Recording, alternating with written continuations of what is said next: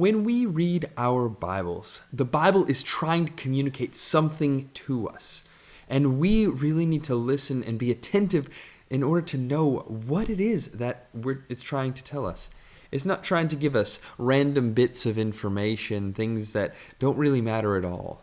As Paul said to Timothy, all Scripture is given by the inspiration of God and is profitable.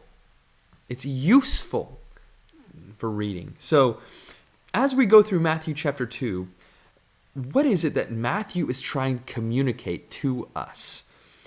Well, first I want to tell you that all the Gospels, including Matthew, have particular purpose. They have a really specific vision that they're trying to present to you of who Jesus is. And so in Matthew especially, we see Jesus presented as the new Moses and as the new Israel and as the fulfillment of all the messianic prophecies in the Hebrew Bible or the Old Testament.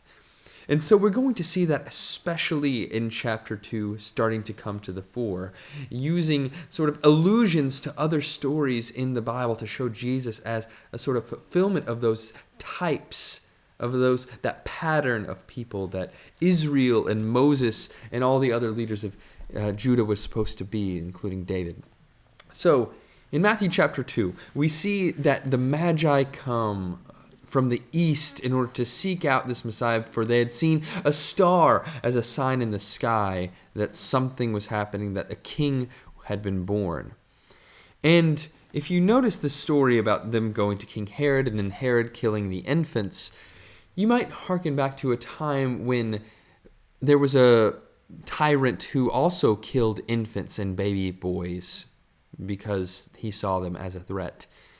And that time was in Exodus chapter 1 with Moses, because the Pharaoh had feared that Israel was going to grow up and get mighty, and so he killed all the male children. And so Herod killed all the male children here out of panic in order to make sure that no one would rise up and usurp him.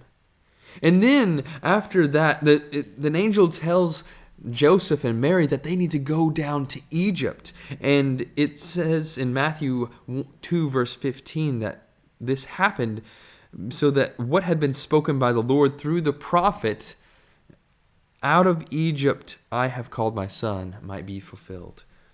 And this is from Hosea chapter 11 verse 1. And in the context, it's talking about calling Israel out of Egypt. It doesn't seem to be talking about Jesus or a Messiah in any way. But here we see Jesus fit the pattern of Israel. Israel was meant to be a light to the nations. Israel was meant to be a blessing to all. And yet it failed miserably at doing that. And so we see Jesus presented as the true Israel, the one the seed of Abraham through whom Israel would become great. And he is the one who was truly faithful, the faithful remnant that was faithful to God and was the servant of God, prophesied about in Isaiah. And so here, Jesus is presented as that new Israel.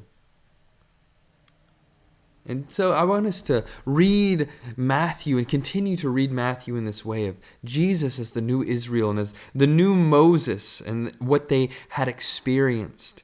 And we're going to see that somewhat with John the Baptism, but also the baptism of Jesus. And so let's listen more attentively to what is it that Scripture is trying to tell us.